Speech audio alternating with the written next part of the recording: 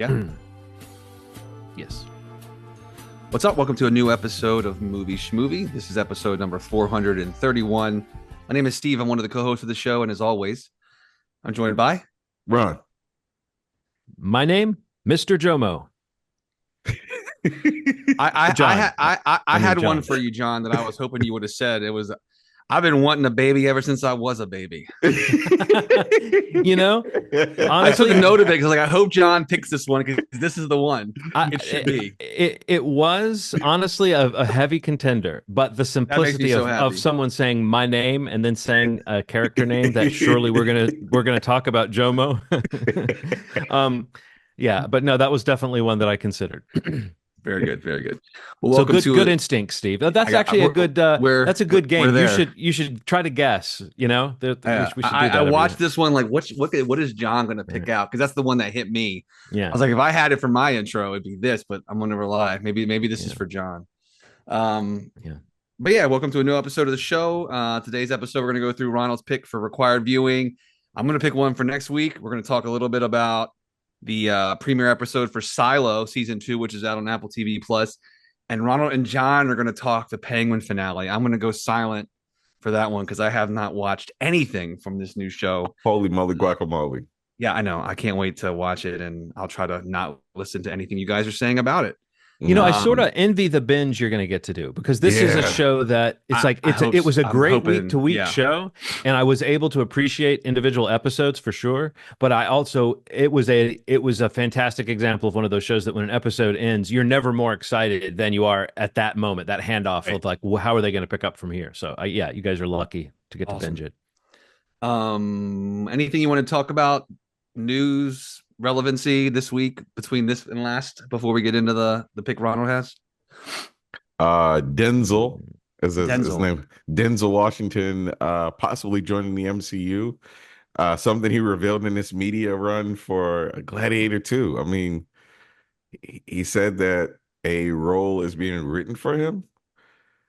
It doesn't feel like he was supposed to say it. No, it definitely. I was going to ask you, don't you think this is one of those like actor who doesn't have to worry about anything and doesn't give a shit on the junket trail or whatever for a film, and then like just talking about projects? I mean, he probably thinks that sounds pretty cool. Maybe he even thinks I want to be the one to mention it. Like I want to be the one to get to break this. But no, that's Ryan Coogler is doing Black Panther 3. That's news enough. Really and cool. Then that he's already writing it and that he's writing Denzel in. I think that is all that's a cool way to sort of clock that project for me. But yeah, Denzel joining the MCU, he's any big actor doing it now, it's kind of like, so this is how it could happen. This sounds like a perfect way for him to do it, because I have no idea what kind of character that might be, but surely it won't be like a cameo or something. Seems like a pretty big deal. Nothing insignificant for sure. Yeah, him talking about that. Well, I like that. Probably let's just be honest. I think Ronald, you willed that into existence. Probably just by bringing it up last week. I mean, did you hear what he said about the MCU? Like that famous line, like it was like 3-4 years ago. They're like, "Why haven't you been in an MCU movie?" He's like, "No one ever asked me." Yeah. What was I gonna say? Oh yeah, like it coming out like the other day, and the video started making the rounds again of Chadwick's speech about Denzel for the AFI Lifetime Achievement. In 2019, and that there's no Black Panther without Denzel Washington, and it just seems like, man, so sad. It's so sad that like they couldn't be on that screen together in that context. Yeah, but it's cool that if that's going to be the way Denzel comes into the MCU, for those that have been waiting to see him in that arena. I mean, hey, he's at the stage of his life and his career where it's like it's got to have fun. Like he's said it many times in this press round. It's like, I'm not retiring. I'm not making movies, but it's going to be something that's going to be fun, exciting. Yeah. And, it's going to be something different for me. So, I mean, if Ryan Coogler is making something happen for Black Panther, that's pretty fucking different for Denzel Washington. Yeah. It's very similar to the way Harrison Ford got involved in Captain America, Brave New World, where like when they asked him about it, he basically has said like, I like entertainment delivery systems. I like being a part of it. And like, he sees the MCU as like, I mean, he always says some really kind of interestingly clinical thing about it. I don't know if you've ever noticed that, but he'll say like, they seem to have a passion for delivering entertainment to an audience. And that's something I can get behind. But I mean, I honestly think, Steve, what you're saying is like, they get to these stages in their careers where it's like, it's not going to hurt my legacy to do this, and it's going to be a fun. Like, I see these actors having fun, and I want to get in on that particular kind of fun. So yeah, why not? And I guess also Ryan Coogler for Denzel, that's got to feel like a pretty safe bet. That's not a guy who, even though Wakanda Forever isn't like everyone's favorite movie, no one thinks it's like hack work, you know? Yeah. So what kind of person would say that was a mediocre movie? It was pretty damn good. It was just super sad. I saw what you did. Oh, another thing that's, speaking of super sad, I guess we should mention the passing of one Tony Todd. Oh man. Oh yeah. The great, I mean, it's almost limiting to call him like a horror great, but that is where he's most known for, is two roles, is as Candyman most of all, and then with Candyman, the slasher with the worst sales pitch of all time, "Be my victim." Right. But Tony Todd makes it sound good. And then as William Bloodworth, is that the guy's name? Yeah. William Bloodworth in the Final Destination films, the sort of creepy mortician who seems to know something about the nature of death. But I mean, he's also a guy who's been in a ton of other things. I think I first saw him in Platoon. But I don't know. Does anybody want to talk a little bit about Tony Todd's, like, what his career means to you, or if there's a particular role that stands out? I mean, you know, it's overwhelming a little bit, because I mean, I've had Tony Todd in my life and in my ear up until as recently as like maybe 2 weeks ago.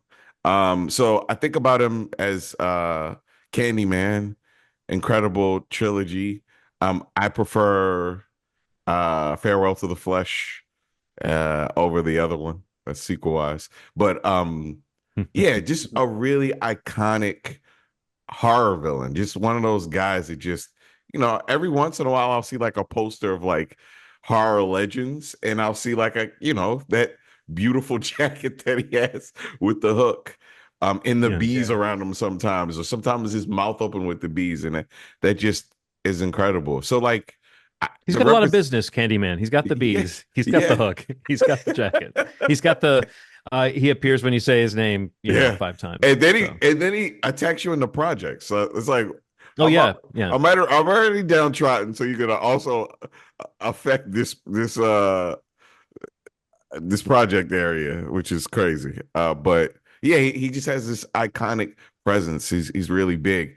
And then look no further than this year that Spider-Man 2 comes out, and he's the voice of Venom in that video game, which is incredible, because he's like, you know, you got a good system going. That scary ass voice, got an awesome voice. Yeah, it's coming through is incredible. So, you know, the representation really mattered for me. You know, having somebody that was in this horror world that looked like me, you know, I don't admire killers, but I thought it was really cool. Like I could picture myself on the screen, you know what I mean? That's what matters, you know, every once in a while. He's like, oh, okay, I can see myself on the screen. I can imagine. Listeners might not know that you carry a hook and the bees fly out of your mouth. I think you totally got that from Candyman. There. Yeah. No, but Candyman is one of the only, possibly the only, of the sort of slashers that I ever hear people talk about as sexy. You know what I mean? Like, I've never heard anybody mention any of the other ones, but whenever Tony Todd comes up, you talk about that voice, those pipes. He's just got this unmistakable voice, and there is something about the power of the Candyman character that comes from that voice. And even though the character is creepy and he's killing people, there is a sort of love story nature to that character. So he has to work as a kind of romantic, tragic, not a hero, but a tragic romantic character, as well as a scary guy. And I mean, it's hard to picture anybody else pulling it off, in the same way that it's hard to picture, whenever people talk about replacing Robert Englund as Freddy or whatever, these people who bring a very specific like energy, but also like classic thespian chops to something like that, you know? Yeah. And I think that's where Tony Todd got in, is like, he's not just born with this great voice, but he also like obviously knew how to use his voice very, you know, strategically. So, and he does, you know, looking at his resume, he's like a guy that has worked so consistently. There's a Final Destination movie coming out next year that he was able to film some stuff for. Yeah. So cool. Yeah. So we'll see. No, we'll see definitely. I hope it's a big part in that like genre space. I always remembered him being like in an episode of the X-Files that I loved. Mm-hmm. And I remember watching Lean on Me in school, and he's in that, and that's probably the first time I ever saw him. But I don't know. Yeah, Candyman is iconic, man. That's enough right there that you kind of have him in the space of like immortal. You know what I mean? Like Candyman is the thing that, you know, for everything else he's done, there's always going to be Candyman, and that is iconic. And the look, the one liner, like you were saying, or the sweets for the sweet, like these things are iconic. Like, and that's just one of the many things he did. So, yeah, I for all the horror conventions I've been to and that he's been to, like I've always regretted not being able to meet him at one of the horror conventions, because he was definitely somebody who did a lot of conventions. Maybe not so recently, but in, you know, last like 10, 15 years, he's been at some of the ones I've been at, and I just haven't been able to meet him, which makes me sad. But you know what else he was really good in? He was really good in a movie that people kind of shit on. The Tom Savini remake of Night of the Living Dead from 1990. He was the lead in that. He played Ben in that. And he was really like, I don't know, it's like an interesting choice to kind of carry that movie, but he totally, I don't know, he's one of the best things about it, I think. He's also in The Crow, right? Is he? I don't know. Yeah, I'm pretty sure he's in The Crow. Yeah, like I'm almost positive he's in The Crow. Like, again, like popping up in all kinds of genre The Crow, stuff. Yeah. It says he played Grange. Grange. Yeah, okay. Yeah, I don't know. Just like he's in a lot of stuff, man. Like that's like it's people just saw him in many different things, and he never stopped working. Yeah, that's crazy. Yeah, but yeah, it's really sad cool. to see him. Sad for the loss. Rest in peace, Candyman. Indeed. Let's not say the name too many times, guys. I know. We've already said it enough. No more sequences here. Right. I don't want to just like disappear, get yanked. What episode was that? Was that episode 224 when we talked about the whole Candyman series? I'll double check that. But if people want to hear us go on about Tony Todd, probably not as respectfully because he was with us still. So who knows if in that episode we're quite as respectful. But I think even then we appreciated what he brought to those movies. Sure. Above all else. But let me just see. Tony Todd. I check that. Well, while I'm checking that, Ronald, do you want to set us up for our yes, please do. Our required viewing this week? Maybe tell us a little bit about your pick and how it crossed your path. Sure. Gordon Parks, one of the greatest photographers. He also directed Shaft, which is a beautiful movie if you've seen the Criterion Collection edition, which is spectacular. He helped create a son, Gordon Parks Jr., who directed a blaxploitation movie written by the Max Julien, who is a really interesting guy. Like, you know, the Mac is one of my favorite blaxploitation movies of all time.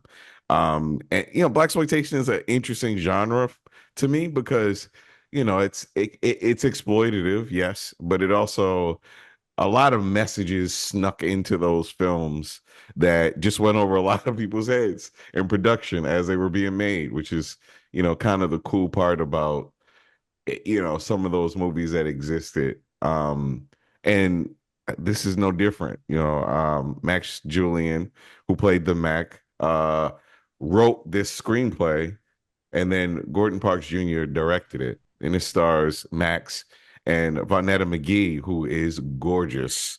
I mean, I was like, am I going to be the after we if was it Shamir Zapata or Zamir Shapat, whatever it's from Agatha all along. I always get her name screwed up. But after talking about how hot she was, I felt sort of bad. I was like, am I going to be the one to bring up once again how hot an actress was? But yeah, I don't know that I've seen her before, or at least not noticed. Like I looked, and she's definitely in some things that I'm familiar with. But I don't know. I thought she was really good, and yeah, it's gorgeous, and it definitely had like the quality you kind of want a character like this to have. Where I almost kind of wish it was more her movie because I really loved the like her kind of the bounty hunter stuff with her was like some of my. You know, really cool. Just the hint of that feels like a story that you could have spent more time with. Yeah. And that's great.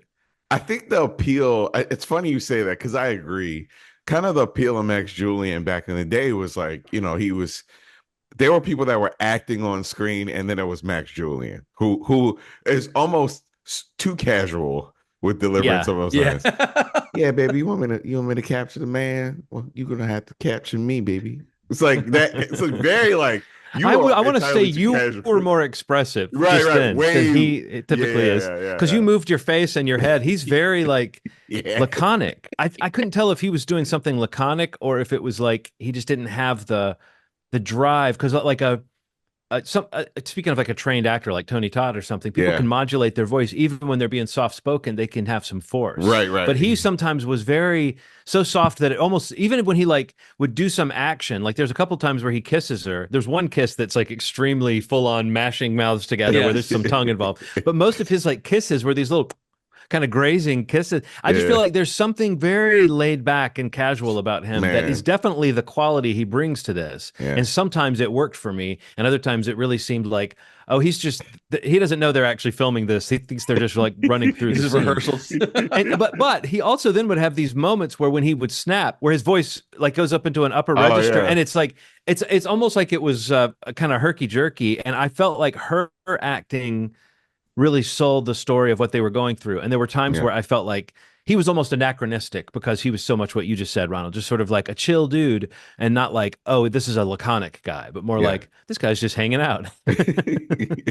But maybe people acted like that in the Old West. I don't know.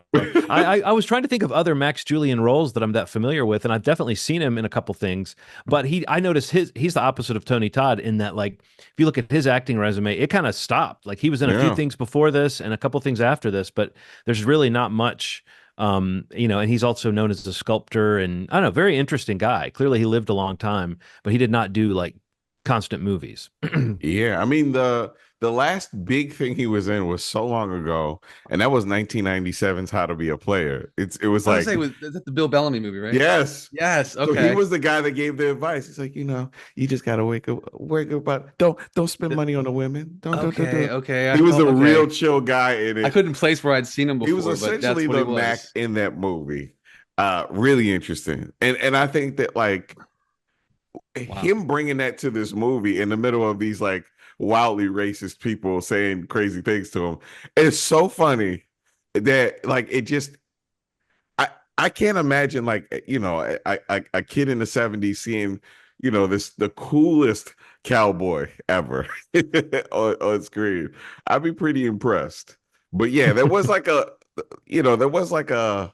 everybody's kind of up here and he's down here energy wise. And then, like you said, Vonetta being actually really incredible. Like I could see her in other. It makes me want to follow her career a little bit. I was going to say the same thing. Like, I was at least want to see her in a few other roles. Yeah.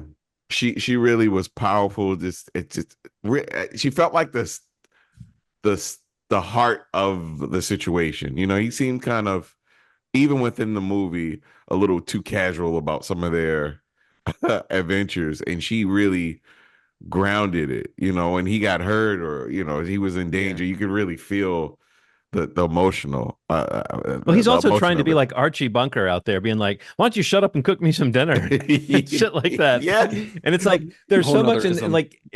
Well, it's like you don't know if they were trying to depict him as chauvinist or if they were trying to show that he's like the kind. I don't know. I couldn't tell what they were trying to show there. You know what I mean? Because it did seem like, oh, this is just the 70s. This is just the type of relationship you see. People are slapping each other, and it's intense. It's crazy. It is. And it's kind of disturbing in a way, but it's also so of the time. I mean, I bet any movie we watch of this nature, a violent film with a romance in it from this era, there will be some scene where a guy grabs a woman and shakes her or pops her one or whatever, or where the woman slaps him. She hits him, in this too. But like, there is this weird thing where she's like saying, how are we going to live? How are we going to survive? And he's like, what? You're still worried about that? You're still going on about that? And she's like, yes, we're out in the woods. We've just given, like, they've robbed all these banks, and we never really see the Robin Hood shit happening, but we get a hint that they're giving the money to people less fortunate. And she has a pretty good case, I think, that they should at least be like, they should have a roof over their head or something. But I can't tell if the movie's trying to say, oh, look how silly she's being, or if the movie's saying, oh, these people disagree and reasonable people disagree, or are we supposed to be viewing him as like kind of a, an aloof to a fault? I couldn't really tell what the movie was trying to sell me, primarily because I felt like the movie really was wrapped up in the Max Julien kind of on-screen persona. This felt like an attempt to sort of build a movie around that like soft-spoken character that he is. So I don't know. It was interesting though. Again, but I think any movie from around this time, you'll find that like, oh, I can't tell if I'm supposed to think this is a horrible relationship or not, because she's like tearful, and I don't know. There's a couple of scenes where it really seems like, oh, he's being abusive, and she's like in tears. And then there's other scenes where it feels like they have a partnership and they're doing this, like she's almost running the show, Yeah.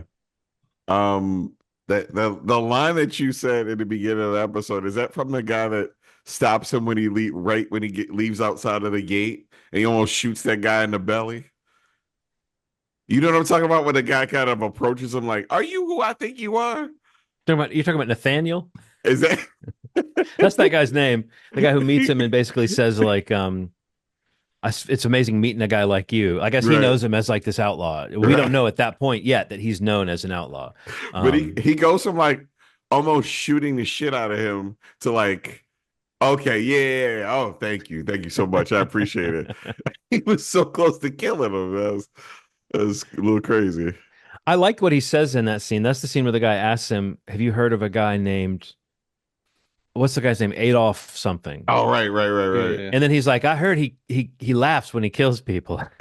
Adolf and then the in the butcher? next scene, he Adolf the butcher. And then the next scene, the guy really does he doesn't quite laugh, but he does sort of chuckle a little bit. Right. But that guy was so evil. The guy with the cane that had the sword popping out of it, yes, like just killing folks, and had a great voice too. Though that guy had a really deep, throaty voice. No, it was full of like, I guess a lot of these actors might have been in other like exploitation films or something, because it felt like it was like pulling from this there were a lot of kind of character actor type roles in it. And that guy that played the marshal, the actor's name is George Murdoch. He played Marshal Bogarty. He's a character, if you look up his career, he's another one of those character actors that's just done a ton of things, but he was playing like super most physically uncomfortable role. Like he just, every scene he seems like, you know what I mean? Like, I feel like he did a great job of leaning into, and I think a lot of times the white actors that are playing the shitbags in a blaxploitation film, they really lean into the sleaze. Do you know what I mean? Yes. Like, it's like you almost have to find an actor who really does not mind being like the worst thing on screen. Because he just, I don't know, I felt like he really leaned into it. The worst one was that guy at the poker table, though. That guy was insufferable. Yeah. He immediately starts like crying, when he pulls the gun. The kid that's like, that's just about the prettiest Negro girl I've ever seen in my life. I loved his face when he saw her, man, when he was like describing her. Yeah, it was just like it I liked it. I liked it. It was fun. I liked it a lot. It moved at a clip. That was the other thing too. Really you couldn't really get bogged down with it, Yeah. It moves really fast, and it's not that it's very short to begin with. Yeah, right. So it's like you really can't be bothered by the things that maybe were a little distracting, or like, what was that supposed to be? Right. You don't have enough time to the next thing. Yeah. Yeah. Well, I mean, it seems like it's aware. Like, even though we're commenting on his laid backness as an actor and how maybe that doesn't always serve the drama, the movie is commenting on it, like her being like mad at him for not being more emotionally involved like she is. That's a character thing. And also, even when he takes the guitar out, I'm very sensitive to this. When someone has a guitar in a movie and they clearly don't know anything about playing guitar. Yeah. And like how they'll sometimes work around it and give an actor something to do, with him like tapping on the guitar and singing that one song. But then later, when he's playing guitar, Jomo's like, "You suck at guitar." Glenn Turman,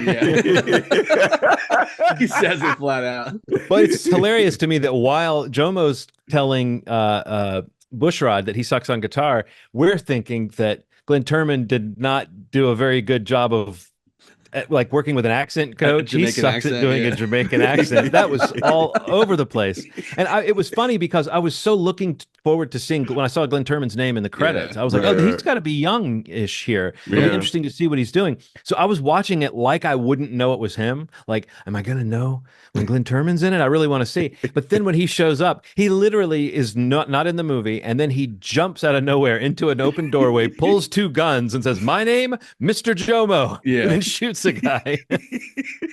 and that's like the most subtle thing he does in the movie. I don't know. That was an interesting, fun character, and he fit that role of like the friend of the hero that bad things happen to, you know. But it was so rushed and also so bizarre, and that whole scene with the guitar and the harmonica and the call and response, I don't know, it was insane. That scene was, and then they end up doing that like old timey put a chip on my shoulder shit. I don't know, that was a crazy scene, and where they end up making her dance for them. That's how the scene ends. It was a wild. But I don't know, and it kept intercutting with the marshal and the guy dying in the bed. Yeah, it's just like funny, sloppy kind of filmmaking, but there's still some kind of, like you said, Ronald, some watchable quality to it. Yeah, for sure. I give it a 10 out of 10. It's crazy. There was a guy that had a theory that people didn't speak differently back in the day in movies, which is fucking bullshit. Because they did. Like, there was like a pacing difference in the way people spoke in movies. Sure. Maybe they felt like that was the way to speak when you're in the olden times, but there was very much like everyone was going for it, I'll say. Yeah. And then a pacing to their speech that was, man, Adolf was really killing people from across the room, which I really thought was fucking crazy. Did you notice when he left, he kind of brandished it at all the dead people in the room? He kind of shook his weapon at them before he went and hopped in the car. We should talk a little bit about the ending. What an ending. That was like, that went from like 0 to 60 and then ended. Yes. It felt like the scene in Jungle Fever where Halle Berry comes up to him and he's like, "Oh, it's like, and he's like, no." He like holds her face and like looks up. It felt like message. It's like, it really felt heavy. Like it you know, it's like, all right, we get it. This art imitates life. It's all that stuff, but God, was that somber. Yeah. I almost would love to see the version where it was switched, where he dies and then she's the one who has the insane charge at the marshal. Because I feel like with all the things we just said, she was more of a character to me. So it felt sad. I mean, I just felt sad that she died. Like when she got killed, I was like, oh, that's really sad. And then when he's charging with the weapons, I was like, oh, he's having this kind of Butch Cassidy and the Sundance Kid kind of ending where he goes out in a rain of bullets and you don't really see it. In fact, all you really see is the marshal got. You don't really see. Yeah. You just reason that he's being taken out by all the guys. You know, there's no way he can survive this. Yeah. But I feel like that's the kind of, and also it was meant, we haven't mentioned that this is meant to be like an answer to Bonnie and Clyde. Yeah. And that is a, go down in a rain of bullets kind of movie at the end. Right, so it's very much meant to mirror that. I don't know. I always love to see these movies that are just sort of off the beaten path of what people are talking about. I mean, you say blaxploitation Western, and I'm like, okay, I'm interested. And then you tell me it's the guy from the Mac, and it's him. That's his movie. Yeah. I don't know. It's like I definitely was intrigued to see it. Cool. So, and it's a lesser known blaxploitation, so that made me want to see it even more. It's funny. This popped up after we watched the Netflix one with Jonathan Majors. So. After that, lists kept coming up of here are incredible Black Westerns, and Thomasine and Bushrod was always within those lists. And I'm like, I just kind of kept it in the back of my head, and I'm like, this might be the time to put my Mojo card down. Your Jomo card. My Jomo card. I don't know why I said Mojo. Well, there's some Mojo at play, I'm sure. You can get your Jomo back. Like my Jomo back. Yeah. Cool. All right. Yeah, tell us, Steve. Yeah, I'm going off the path a little bit. Not really, but I mean, we're all over the place with our picks. Yeah, what path? I'm only going on this path because this is one that it'll be every great reason for me to finally get around to watch because it's like the rare movie that Aaron actually wants to watch or has been wanting to watch. This is this is a movie that had some like buzz around, I think Toronto or maybe it was South by, but it's a movie that Netflix put out a few weeks back called It's What's Inside. And it's kind of like a mystery horror sci-fi comedy.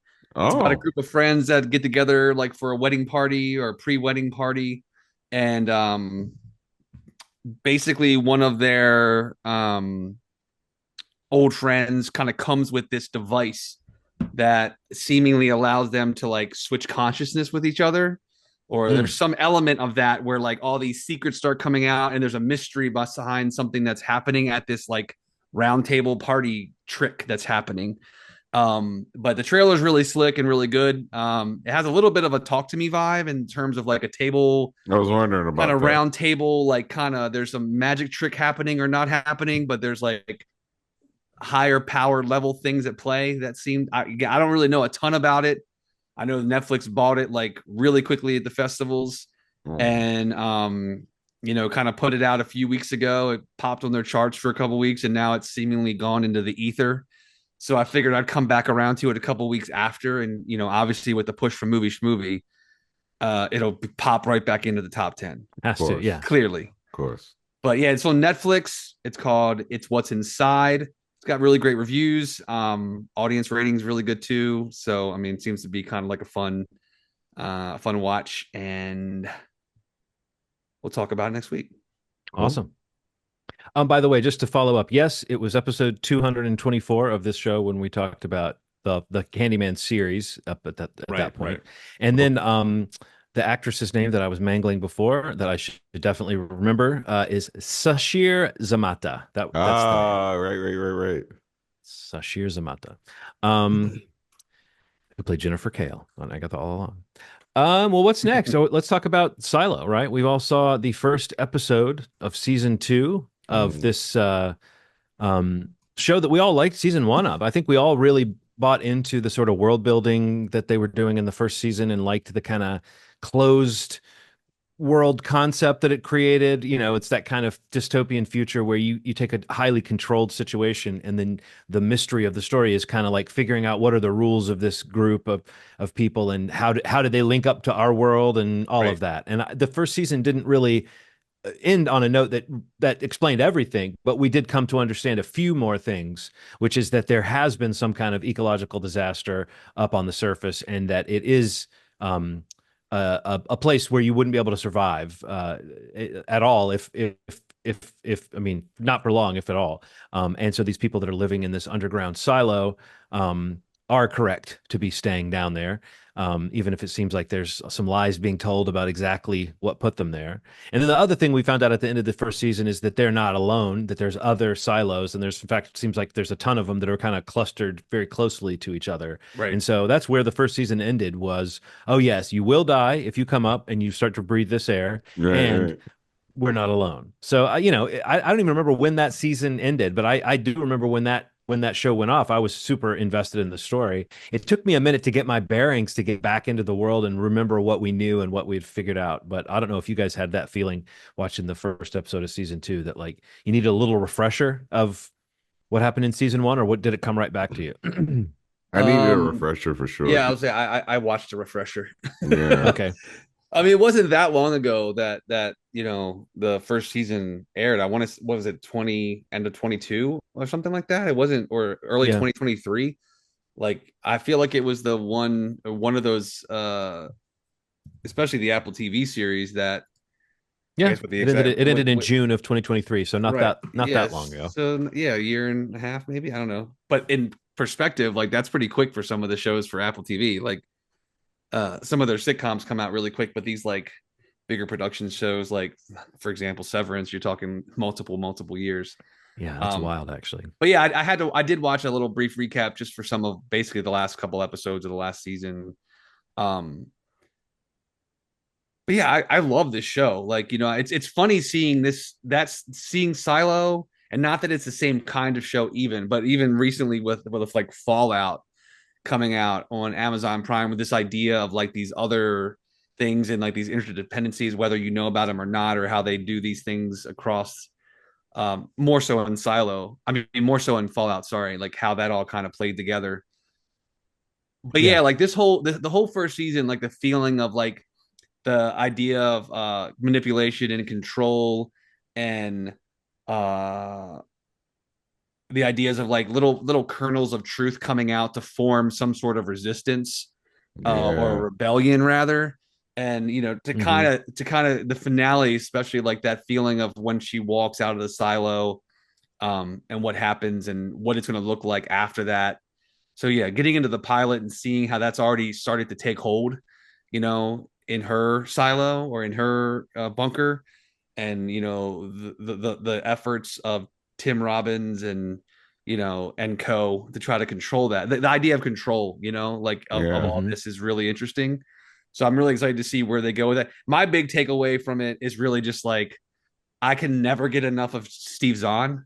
So to even I forgot he was even part of the second season, and I didn't even watch a trailer for it. I didn't either. So like to know that you know he's there and he's going to be a part of the show. Is that him at the end of the first episode? Yeah, that he's a part of the show. Yeah, I'd forgotten he was part of this too, Steve. Right, and I was sitting there thinking like however this show expands its world, they have the opportunity to really wow us with somebody. And so not thinking Steve Zahn, I was just like, oh my God, who is that? I bet it's going to be somebody great, you know, but if that's him, that's a fantastic introduction to him. I can't wait to see where that goes. I love him. And yeah, he's kind of had moments. He was in like White Lotus and this, and he's in that new Glenn Powell series, the Chad Powers series. He was also Righteous Gemstones. Yeah, like he's everywhere, man. I can't get enough of him. So whatever his involvement is going to be in this second season, I can't wait to see like him and Rebecca Ferguson, you know, together, like two favorites. And it's just like, yes, give me more of both of that. So well, I mean, when you said how much you like Steve Zahn a second ago, Steve, I thought you were about to say what it really underlined for you was you could watch Rebecca Ferguson like literally do like a house project, you know, like she was that's like I was basically watching. I mean, honestly, I loved it when I realized this episode was going to build on this idea of the title, The Engineer. You wonder if it's going to be about some flashback or something, but it's really about watching her character Juliet figure out a problem or solve a problem. And she's totally like Wile E. Coyoteing her way through this problem. She has like we see her try. I just want people to understand it's so rare in a film or a television show that you see someone try something that doesn't work, then try another thing that doesn't work, right, and then try another thing that works. It's like so often they try something that doesn't work, and then you get a montage, and then it works or something, you know. But this was like. Once I realized they were doing that, I was like, I hope the second thing doesn't work. I hope that, you know, because I could see it's watching an actor carry a scene like that and watching her, like she's so engaging and she's so great and she can do that action stuff. I don't know. She's one of those people that's just fun to watch, like her physicality. And there's like a cleverness to her physical acting that I think made her a good action star in like the Mission Impossible movies. But you know, there's some actors who can just do it, and you like to watch them climb up things and swing around and stuff. And she's just someone that can, she can, you know. So I totally loved spending this much time with Juliet, and so much so that when I started watching the second episode, which we won't talk about, but I started watching it, and it jumps to other characters, and I found myself thinking like there's almost like a Poochie effect. I'm like, well, everyone should be asking where's Juliet, you know. right because she's so magnetic of a performer. But I don't know, I think that it was really cool to get into this episode, and I don't know if I'm supposed to understand exactly like the memories that she's having in that episode. Those were her flashbacks to her life in the other silo, right? But it just happened to mirror this silo. So what she was doing was she sort of knows the layout, but it's not, it's not, okay. I just want to make sure I didn't miss something with her actually, like no one ever knew about these other silos. And this is something new, but it was really, even like her going back to the same closet to get another jumpsuit after she gets all wet and she has to bandage herself up again. All that stuff was just, it reminded me of like, Better Call Saul or Breaking Bad, where you just procedurally hang out with a character and watch them figure out. Right. Almost like the bee episode where the bee got into the yeah, just like a slice of life sort of thing as drug dealers. But yeah, it felt like that with this episode. Like she is really, you're right, like she's really charismatic, and there's it's like I wouldn't have done it like that, but that's because she's smarter than me. You know, it's like she's an engineer. She knows how to. She's like a little MacGyver. It's like it's crazy watching the rolling one. I was like, oh, let's do it. That was so good.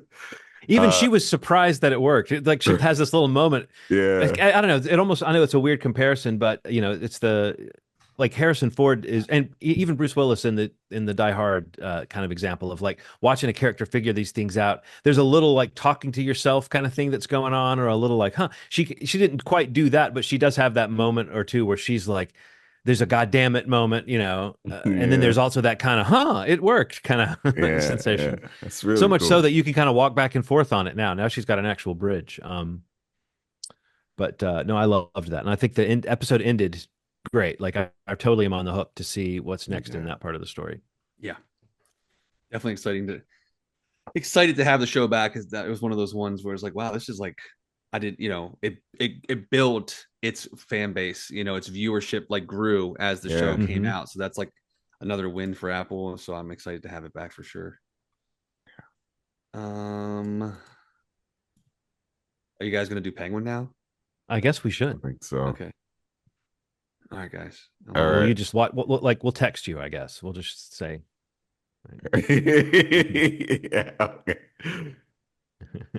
Okay. All right. So Ronald, there's so much I want to say about the Penguin, but I think that I think there's one way to break this conversation down where we can be sort of clean with it, and that is to say, there's a moment in this season where I realized that we have 3 leads. So I think we can talk about this show in terms of like, we can talk about obviously Oz Cobb. We can talk about Sophia Falcone or Gigante, and we can talk about Vic. So those are our 3 sort of leads of the season. 3 people who get like a legitimate arc, legitimate character development, legitimate payoffs. I was overall very impressed with the storytelling in this show, and the quality of everything, the way it was shot, the way it was written, the way it was performed. But the real revelation was that it did have this kind of operatic, kind of tragic arcs and scope to it. And the fact that we get these 2 other characters, like so often when you have a villain story, if you take a character that you know is a villain and you want to give them a story, Ronald, what you do is you create a worse villain than them. You know? Right. But what this show did was create characters that are other villains, but Oz is still the worst. You know what I mean? Like Sophia Falcone is a villain. Vic, as much as we love him, he's like signing up to be a henchman for a villain. He's a villain, but they aren't as bad as Oz Cobb. So this season ends with us feeling like, man, the Penguin has now become someone that Batman should be interested in, you know?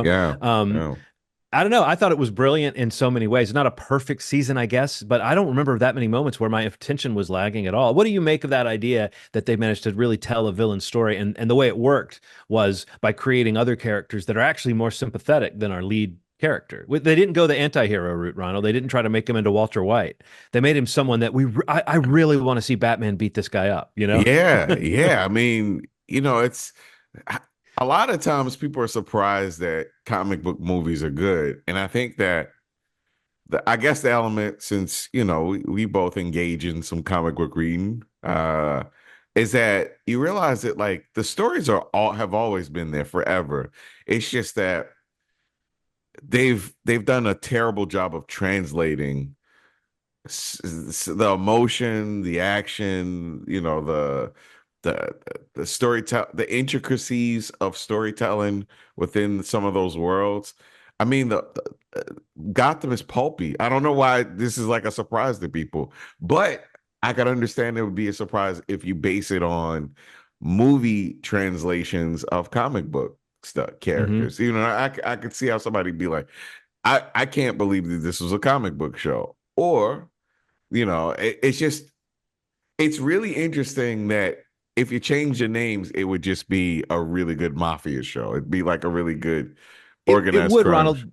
But don't you think where they did push the comic booky stuff was so precise? Like there were a few things that made it comic booky. You know what I mean? Like the sort of underground layer where the drugs are being made. The compressed timeline. All this is supposed to happen in a few weeks. There's no way. That's very comic booky. How many acts of terror can be in one place? Like that's right. But every act of terror was insane too. Like every act of violence was an insane act of violence. So it's very comic booky in that way. You know what I mean? So I think I think that, and even him gradually acquiring his, like halfway into the season when he's down in the lab, he's got, it's like, I guess it's cold in there because they have to keep it cold for the mushrooms, and he's wearing like a big coat. Even just seeing him in a nice coat, you were like, oh, he looks a little more like the Penguin. Right? Right. But if the season ends, he's just got a tux and a top hat. He doesn't put the top hat on, but he's got it. And you totally see how he's become that guy. That's very comic booky, but it's precise. It's like, it's really precise. I don't know. I was one of many people that said Gotham City was one of my favorite things about Matt Reeves's Batman movie,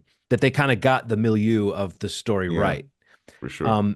But I didn't quite know what I meant of that. It's like, I don't know quite how he did it, but he managed to make a Gotham that felt like the Gotham of a comic book, where it's a labyrinthine world and it's dark and it's shadowy and it's almost like a scary place, you know? Yeah. Not just a crime-ridden place, but kind of a creepy place, haunted kind of. But this movie then feeds into this show, and I was like, it totally expands on that and makes me feel like, which also is very comic booky, to say, oh, this is happening in this world. This is in the aftermath of what happened in the movie. So it's weird. I think people talk about how grounded the Matt Reeves approach is, but he doesn't spare you the fun of the kind of extreme characterizations that you would get. So yes, it was like a gangland saga with comic book clothes on, but the comic book stuff was, again, I just think it was really judicious. So let's get into our characters. I guess we'll kind of go up the line. Vic, man. Tremendous character. Really sad what happened. Yeah. My wife called it like a half an hour before the episode ended. Mm-hmm. And she's like, it's going to happen. Like he's dying. It's like he can't make it past this up. I'm like, what are you talking about? She's just like, I'm telling you, this guy, I'm following his logic. He cannot exist in this world that's being created right now. And I'm like, maybe season 2. Sure enough, man, I was devastated. I was too. It's the saddest because it's a moment where the Vic has just said that you're like family to me, and Oz is even agreeing. And then saying, and that's why I can't have you. It's because you know me too well. You've seen me vulnerable. It chokes him out. A hug. He hugs him and kills him. And then Ronald, he basically erases his identity.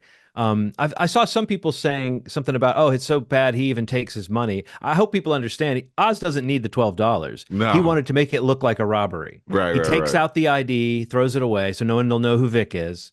Vic doesn't have people in the world, so no one's going to look for him. Right. The wallet's empty. Someone robbed him. They're going to think it's just a faceless crime. He basically erases Vic's whole self.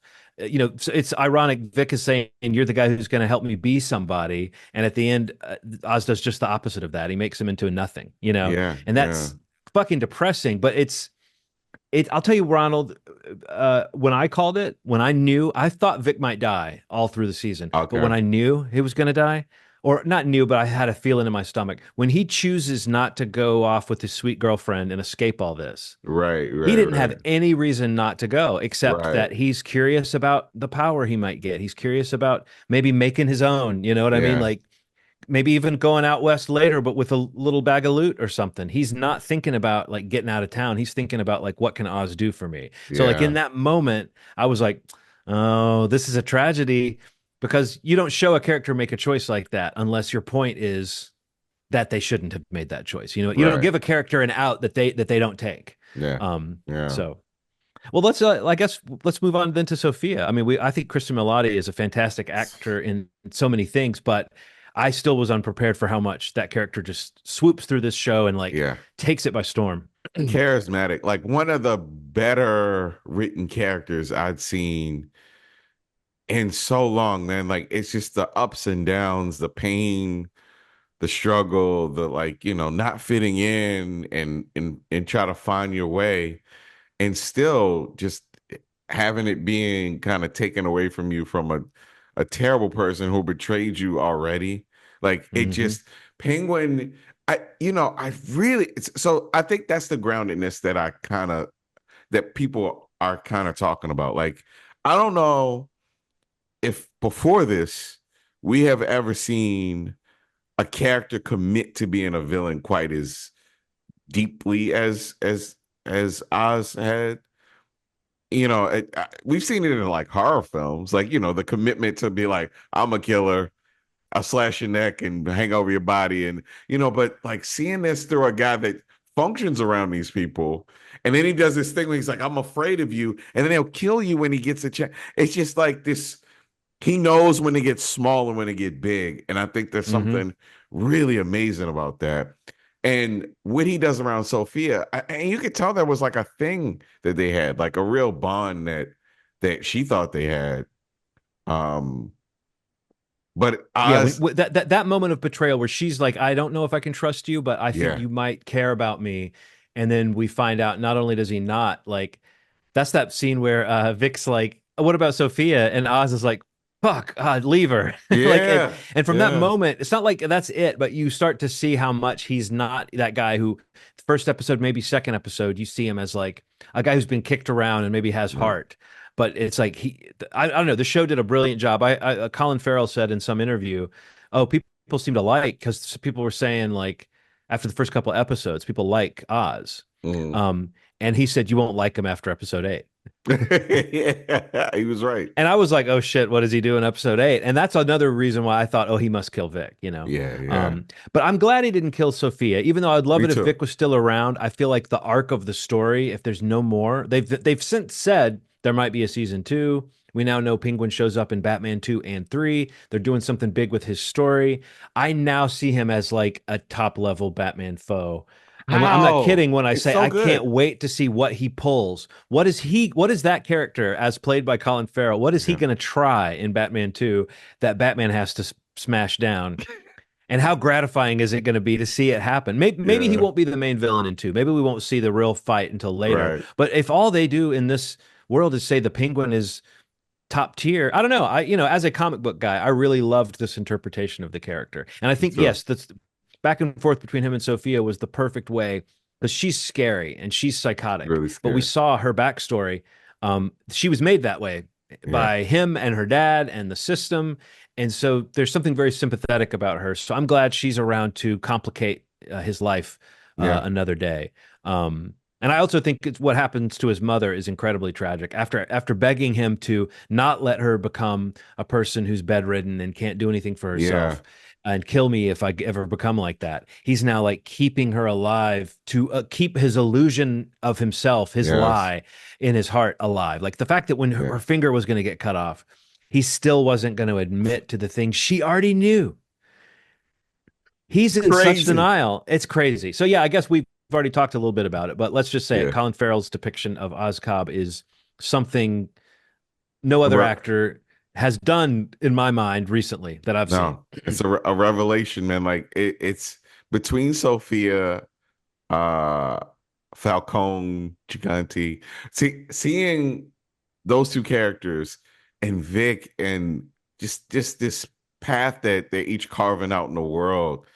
It's incredible. It's incredible. And the fact that they did it in this like families thing that's easy to understand. Like we've seen enough mafia movies that we know, the families keep it together. There's a loyalty. There's there's people that can't get inside the family. That's like, that's like Oz. Oz, it will never be in the inner circle of this group. So he has to destroy them if he wants their power. It's like the stuff these inevitable things that have to happen, that you understand that logic watching mafia stuff, watching like Sopranos, but it flips it on its head because Oz is way worse than all the things that Tony Soprano did doesn't measure up to what Oz does in this one season. I want to fight him. Yeah. I want to fight him. But the Tony Soprano comparison is apt because, like Tony, he's kind of funny. Like Oz is a funny character. I was trying to think of what my favorite like odd little moment of his this season. And there was one moment. Actually, I thought of you when it happened because I was like, "This is funny," and I bet Ronald found this funny when he's fighting with Clancy Brown, Marconi. And Marconi starts to have the heart attack. Oz is kind of standing there and he says, "What are you doing?" Yeah. Like, what are you doing there? And it's just like, that's just Colin Farrell embodying this guy. But that felt very Tony Soprano to, in the middle of this fight, to just have this brief moment of confusion of like, what kind of like, what are you playing? What are you trying? Right. But also like, wait, what are you doing there, pal? Yeah. But no, Oz is a funny character. Colin Farrell plays him with such, it's amazing. I mean, honestly, I started off the season thinking a little bit like, couldn't they have found an ugly, overweight guy with bad hair to play this? And then it gets to the end, and I'm like, I can see the wisdom of getting a great actor to throw himself into this. I can also see the wisdom of letting this character be a creation and not a person that exists. There's something powerful about that in terms of movie magic. And I loved the ways in which you got through the season, and more you could see Colin Farrell through that makeup. Like his eyes. There's something about Colin Farrell's eyes. I don't know.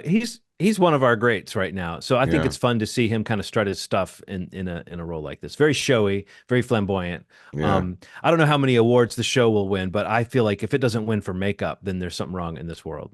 Something is wrong. Like, there are moments where he's like, particularly when the first scene where the brother is sitting across from Oz and you're establishing how he wants to be viewed in the world. And he's like, no, that's not who I want to be. You are lame. You only want this because it's just like this unraveling of this person who you think is going to be an ally, and seeing his face, the pain behind his eyes, and then when it turns to anger and then he shoots the guy, it just feels like I don't and then think I was ready. And then immediately recognizes he shouldn't have done it. He immediately goes, fuck. But I mean, that's that character. You're right, Ronald. That's like that scene tells you more than you think it does at the beginning of the season. You don't realize he's impulsive. He's got hurt feelings. He doesn't like being laughed at, and he's capable of instantly recognizing, oh shit, I just made things worse for myself. And they use Sophia's insanity or perceived insanity as like this, like her perception of him might be a little off because she's a little off. But I realize this, if you listen to everything she said and listen to what her brother said, everybody's telling him the truth. Nobody at any point really compromises on like saying things just because they're angry. Like they're telling him exactly what he is. You're a terrible snake person. I've seen you.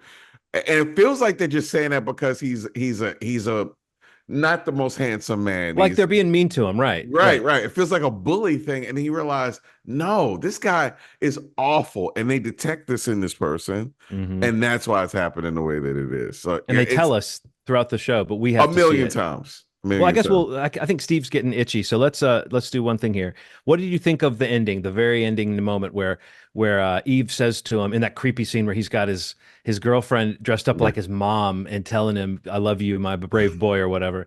But then she says, who can stop you now? Or who's going to stand in your way now? And then we cut to outside and we see the bat signal switch on in the clouds. I love this notion because people were saying all season, why would Batman not be getting involved in this gangland saga? I don't think Batman gets that involved in a gangland saga where it's bad guys killing bad guys.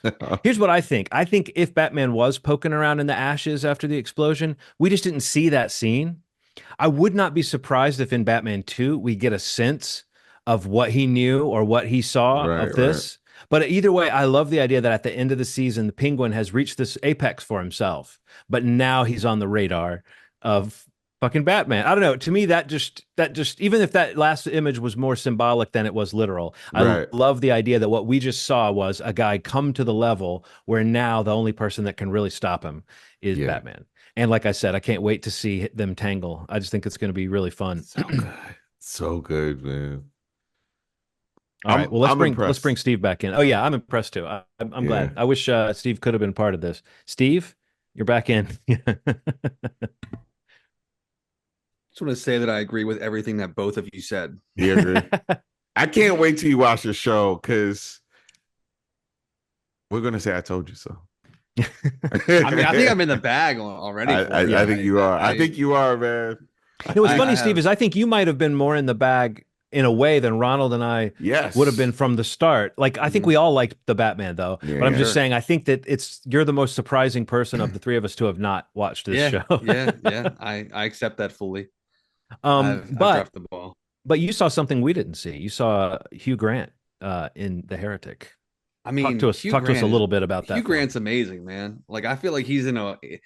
We talked about, like, we mentioned earlier, like Denzel and Harrison Ford, like they're doing just like they're in a phase of their careers where they're just doing all kinds of interesting stuff. Like Hugh Grant is in Wonka, and he's in Dungeons and Dragons, and he's in what's that guy Richie? Was he in The Gentleman, or he was in one of those recently? He was in a couple of those, but and it's like him. He's usually the best thing about whatever movie you're talking about. Yeah, and that's the same case here. I mean, everybody in this movie, it's barely like a three-headed monster of great performances, but Hugh Grant just stands out to me just because like he is Hugh Grant, and to see him in a movie like this is different, and he's just diabolically like horrible.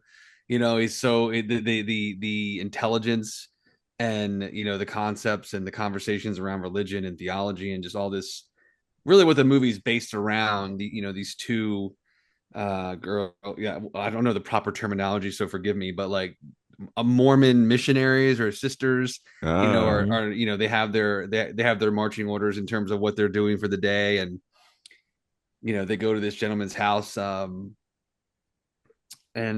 he's expressed interest in possibly joining the church, and it sits down for a conversation, and it just kind of goes off the rails. It's just this like this tete-a-tete, like just this meeting of the minds of these two girls who, as the movie goes on, you start to understand are kind of at different places in their belief systems and where they come from to the religion. And he's kind of exposing that and manipulating that in the questions that he poses to them about their religion, about their belief. And it kind of just like devolves into this crazy kind of like cat and mouse, but a battle of intellects. And there's this, it's in the trailer, so it's not spoiling anything, but this house that is a bit of a maze of sorts in terms of like kind of, what's the right word, kind of like symbolizing and personifying like the conversation that they're having, like the different doors that could be opened in conversations around religion, and the corners that we kind of get stuck in conversations that, when you're trying to make a point or you're trying to prove a point and you're challenged, or, something comes up that you don't really know how to address or respond to. But I really liked it a lot. I think the screenplay is incredible. I mean, just like I think the movie, I don't think it ends as well as it starts, in the first, I think it kind of almost builds too much for itself to kind of deliver on, but I still think it delivers. Really entertaining. Again, I just love seeing like a mean character like that, coming from a person like Hugh Grant, who kind of built a career around being, a rom-com kind of character, especially in the, 90s, early 2000s. That was like, I don't know that anybody really did it better than Hugh Grant, at least on screen.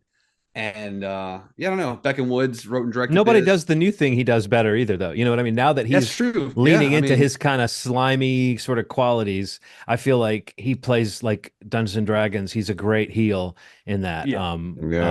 What's the other thing you mentioned? Even Oompa Loompa, his character like is not like a heel, but he is like mean and nasty and kind of sarcastic. I just feel like he's leaning into that. So when I saw the trailer for this, I was just like, oh yeah, he's on his tear, having fun, being like it's that thing of a charming actor weaponizing their charm and to be a nasty character. That's so fun to watch. No, that's exactly what makes the movie work so well. And I really like Beckham Woods. I mean, most people know them from like writing Quiet Place, or A Quiet Place, the first one.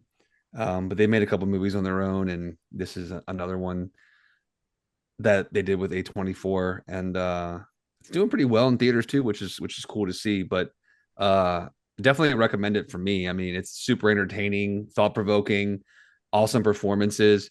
I was actually going to look this up while you guys were talking. I saw the finger motion to come back. I didn't get the actresses in the movie. The Sophie Thatcher, most people would know from Yellow Jackets. She plays the younger Juliette Lewis character. She's But really then Chloe East, who's the other girl, the other lead. Only thing I really recognized or knew her from was The Fabelmans. She was in Spielberg's movie from a couple years ago. She was like the girlfriend that Sammy had. Oh.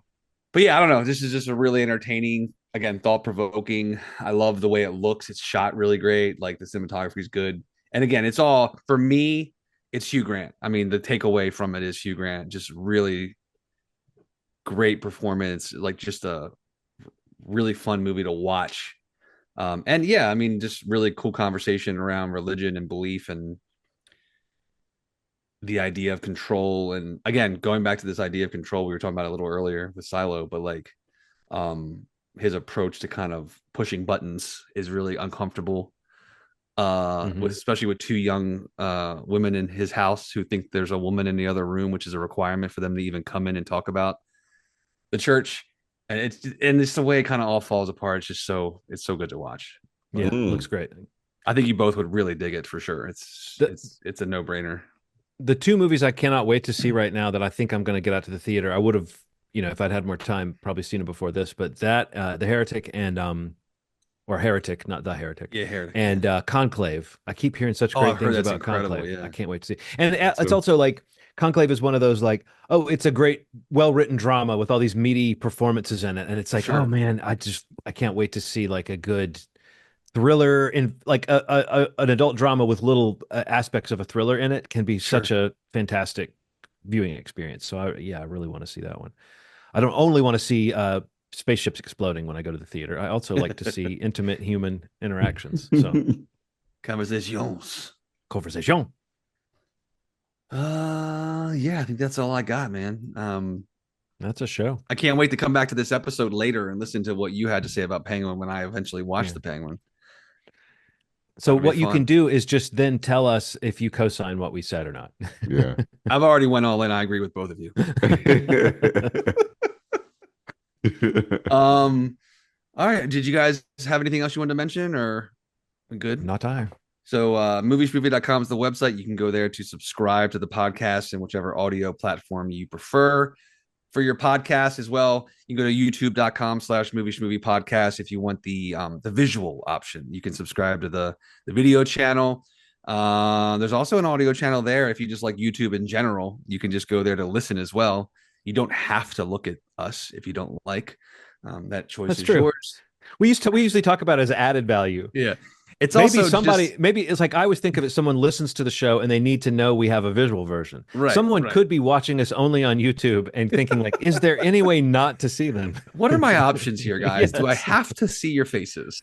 No, there's plenty of options. And also on YouTube, we're going to build out this idea around some shorts, some episodes that pop up on there that aren't a part of the main feed that are just going to be made specifically for YouTube.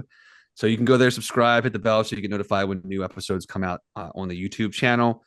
We'll be back next week. We're going to be doing a special kind of review episode for Gladiator 2. We're going to all be able to see the advanced screening of it. And I think we're going to go mobile and we're going to kind of do an immediate out of theater reaction to that.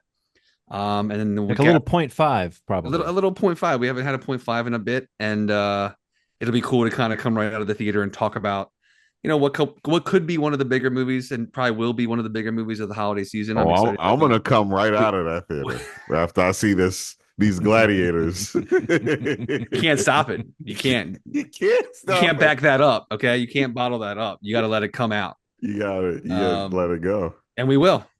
All of us at the same time in a vehicle. It's going to be weird, but it's going to be fun. It's going to get weird. It's going to get weird. It's going to be close. It's going to be fun though. And then looking ahead, we'll have I think we're gonna do a special a Schmanksgiving episode. Yes, for the week of Thanksgiving, where we'll do some of the things that all of us are thankful for. So that's a looking ahead for the podcast. But thank you so much for listening to this one. We'll talk to you next week, and as always, you've made our day. Thanks.